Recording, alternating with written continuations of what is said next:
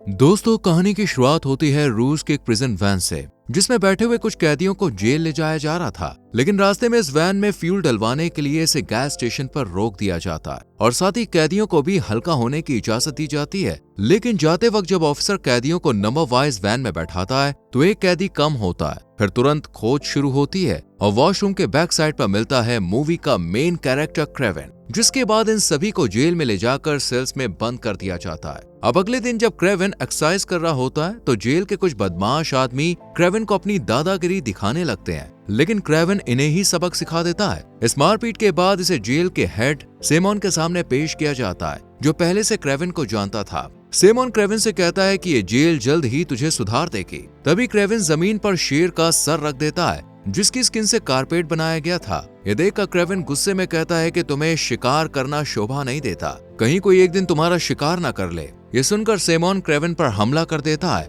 और क्रेवेन शेर के दांत से सेमोन को जख्मी कर उसकी जान ले लेता है। इसके बाद क्रेवेन जेल के पुलिस से बचते बचाते छत पर पहुंच जाता है। ना तो इस पर पुलिस की रोक टोक का कोई असर होता है और ना ही गोलियों का। बड़ी फुर्ती से क्रेवेन जेल की ऊंची दीवार को लांघ कर दूसरी तरफ आ जाता है, जहां इसका दोस्त हेलीकॉप्टर में से बैठाकर यहां से दूर ले जाता है। यहाँ बड़ा खुलासा होता है कि क्रेवेन असली कैदी नहीं था, बल्कि ये खोए हुए कैदी की जगह आया था और साइमन को मारकर यहाँ से भाग गया। यहाँ से कहानी पास्ट में शिफ्ट होती है, जहाँ हम 12 साल पहले क्रेवेन और उसके छोटे भाई दिमित्री को स्कूल में देखते हैं। इनके फादर निकोलाई इन्हें लेने आते हैं और इन्हें लंदन से न्यूयॉर्क ले जाने लगते हैं। रास्ते में निकोलाई इन्हें बताता है कि तुम्हारी मदर की डेथ हो गई है। काफी समय से वो मेंटली अनस्टेबल थी और उन्होंने खुद को ही खत्म कर लिया है, जिसका कसूरवार क्रेवेन निकोलाई को ही मानता है, क्योंकि अगर निकोलाई ने अपने बिजनेस से ज्यादा फैमिली पर ध्यान दिया होता तो आज इनकी मदर इनके साथ होती। हालांकि निकोलाई इसे भगवान की मर्जी बताता है और साथ ही ये भी कहता है कि आज मैं तुम दोनों को अपने साथ शिकार पर ले जाने वाला हूँ। इसके बाद हम कैलिप्सो नाम की एक लड़की को देखते हैं, जो अपनी नानी के साथ बैठी थी। ये अपनी नानी की तरह टैरो कार्ड रीडर बनना चाहती थी। इसके लिए नानी से 3 कार्ड और एक कांच की बोतल देती है, जिसमें एक जादुई नुस्खा था, जिससे किसी के भी जख्म भर सकते हैं, यहाँ तक कि जान तक बचाई जा सकती है। ये नुस्खा पीढ़ी दर पीढ़ी चल रहा था, जो अब कैलिप्सो के पास आ गया था। इधर हम निकोलाई को देखते हैं, जिसे आज शेर ना मिलने पर वो एक हिरन को मार देता है, क्योंकि निकोलाई एक शिकारी था और इसका यही काम था। आज रात ये लोग यही टेंट लगाकर रहते हैं और दिमित्री अपने भाई को मिमिक्री करके दिखाता है। दिमित्री के पास ये पावर थी कि वो किसी की भी आवाज को कॉपी कर सकता था। ये देखकर क्रेवेन भी काफी खुश होता है। अगली सुबह होते ही ये लोग शिकार पर निकल जाते हैं और तभी यहाँ एलेक्सी नाम का एक शिकारी निकोलाई से मिलने आता है और इसके साथ पार्टनरशिप करने की बात करता है। लेकिन फेमस शिकारी निकोलाई इसके साथ काम करने से मना कर देता है और इंसल्ट करके यहाँ से इसे भगा देता है। इस बातचीत के दौरान दिमित्री और क्रेवेन जंगल में काफी दूर चले जाते हैं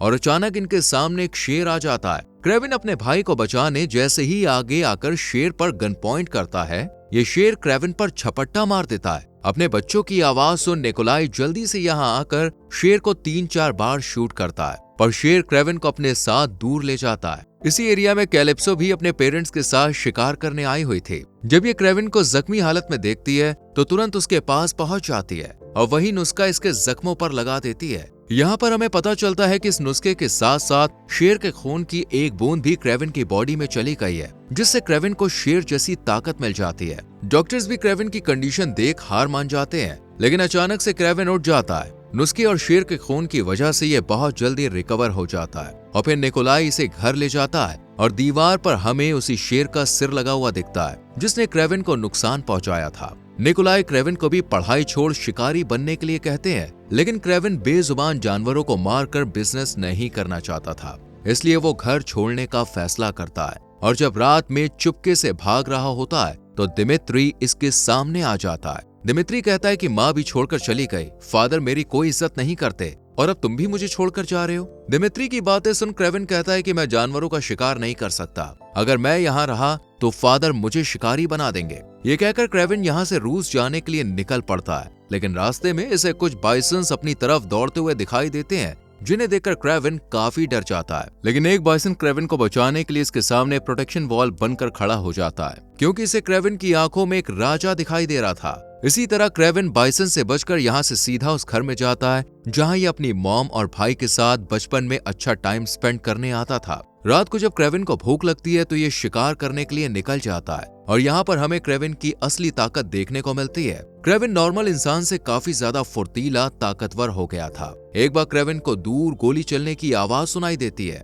जब ये पेड़ पर चढ़कर देखता है तो पता चलता है कि दो हंटर्स बाइसन्स का शिकार कर रहे हैं। ये देखकर क्रेविन तुरंत उन शिकारियों के पास जाता है और कहता है कि तुमने जितने बाइसन्स का शिकार किया है उसके लिए मैं तुम्हें छोड़ दूंगा, लेकिन अब यहाँ से तुरंत चले जाओ। ये सुनकर शिकारी हंसने लगते हैं और मारने के लिए गन तान देते हैं, लेकिन क्रेविन इन दोनों को बेरहमी से मार देता है। और फिर कहानी घूमती है प्रेजेंट में, जहाँ जेल से भागकर क्रेविन अब फिर से जंगल वाले घर में आ गया था। यहाँ से कुछ शिकारियों की आवाज आती है और फिर से निकल पड़ता है जानवरों को बचाने के लिए। शिकारी बाइसन्स के सींगों को काट कर ले जा रहे थे। क्रेविन जब इन्हें रोकता है तो एक गाड़ी स्टार्ट कर आगे बढ़ जाते हैं, लेकिन क्रेविन भी किसी तरह गाड़ी पर चढ़ जाता है और एक एक करके सबको मौत के घाट उतार देता है। लेकिन इनमें से एक खास आदमी बचकर अपने ऑफिस में आ जाता है और देखता है कि क्रेविन यहाँ पहले से ही मौजूद है। क्रेविन जब हंटर्स ग्रुप की बुक चेक करता है तो इसे इस बंदे का नाम नहीं दिखता। इस पर क्रेविन इसे चिढ़ाते हुए कहता है कि तेरी तो कोई इज्जत ही नहीं है, लेकिन तभी क्रेविन को बुक में इसका नाम दिख जाता है और ये इसे भी मार देता है। इसी हंटर बुक को क्रेविन अपना मोटिव बना लेता है, जिसमें मौजूद सभी हंटर्स को मारकर इसे जंगल और जानवरों को बचाना था। इधर हम कैलिप्सो को अपनी माँ के फ्यूनरल में देखते हैं, जो बहुत ज्यादा दुखी थी। कैलिप्सो जब यहाँ से जा रही होती है तो क्रेविन इसके पास आकर इसे टैरो कार्ड और वही कांच की बोतल दिखाता है और बताता है कि मैं वही हूँ जिसकी तुमने जान बचाई थी। यहाँ कैलिप्सो के पास भी हंटर्स की लिस्ट आ चुकी थी, इसलिए कैलिप्सो हंटर किलिंग मशीन में क्रेविन के साथ हाथ मिला लेती है और दोनों हंटर्स को मारने के लिए प्लानिंग बनाने लगते हैं। इधर हम मेन विलन एलेक्सी को देखते हैं, जिसे इसका एक आदमी बताता है कि क्रेविन नाम का एक आदमी शिकारियों को मार रहा है, जल्द ही हमें कुछ करना होगा। ये सुनकर एलेक्सी ज्यादा परेशान नहीं होता और यहाँ से अपनी दुश्मन गैंग से मिलने जाता है और गैंग के आदमियों से कहता है कि तुम्हारा लीडर तो क्रेविन के हाथों मारा गया, इसलिए मैं तुम्हारे बिजनेस को टेक ओवर करना चाहता हूँ। इस बात के लिए कुछ लोग राजी हो जाते हैं, लेकिन जो लोग मना करते हैं उन्हें मारने के लिए एलेक्सी अपने असली रूप में आ जाता है। दरअसल एलेक्सी की बॉडी में कुछ ऐसी बायोमैकेनिकल ट्यूब्स लगी थी जिससे ये अपने इंसानी रूप में रहता था, लेकिन इन ट्यूब्स को निकालते ही ये गेंडे का रूप ले लेता है। राइनो का रूप देखकर ही बाकी के लोग इसे अपना बॉस मान लेते हैं। आज दिमित्री का बर्थडे था, जिसके लिए एक पार्टी भी रखी गई थी, लेकिन तभी यहाँ कुछ गुंडे अटैक कर देते हैं और दिमित्री खुद को बचाने के लिए टेबल के नीचे छुप जाता है, जबकि निकोलाई इनका डट के सामना करता है और दिमित्री की कायरता के लिए इसे खूब डांट भी लगाता है। वहीं दूसरी तरफ हम रूस की जेल को देखते हैं, जहाँ एक खतरनाक हंटर घुस आया था। यह हिप्नोटाइज कर एक अफसर को मार देता है और फिर क्रेविन को मारने के लिए निकल पड़ता है। इधर क्रेविन दिमित्री को बर्थडे विश करने के लिए घर पर आता है और दोनों भाई जब डिनर कर रहे होते हैं तो निकोलाई आकर क्रेविन से बिजनेस को संभालने के लिए कहता है, लेकिन क्रेविन मना कर देता है और तीनों पार्टी एंजॉय करते हैं। अगली सुबह जब क्रेविन दिमित्री के रूम में जाता है तो दिमित्री वहां नहीं होता, क्योंकि कुछ गुंडे उसे उठाकर ले गए थे। क्रेविन इनका काफी दूर तक पीछा करता है, लेकिन ये लोग हेलीकॉप्टर में बैठकर यहाँ से निकल जाते हैं। क्रेविन मदद लेने के लिए कैलिप्सो के पास जाता है, जहाँ वो इसकी हेल्प करने के लिए राजी हो जाती है।